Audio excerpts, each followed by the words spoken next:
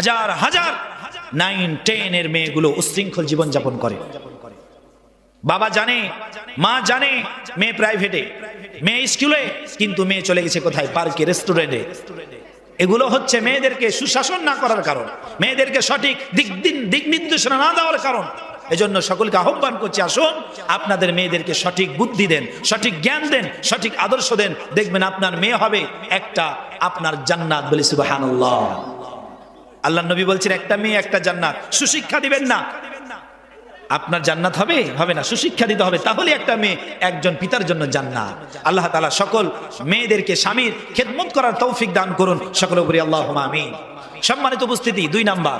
3 number হলো মেয়েদের কাজ হলো 5 ওয়াক্ত নামাজ পড়া। 5 ওয়াক্ত নামাজ পড়তে হবে। কাল কিয়ামতের দিন ওই সকল মেয়েদেরকে আল্লাহ তাআলা শাস্তি দিবে যারা নামাজ পড়ে না। এজন্য পুরুষরাও দায়ী। একটু লক্ষ্য করুন, একটু লক্ষ্য করুন। এজন্য কারা দায়ী? পুরুষরা দায়ী।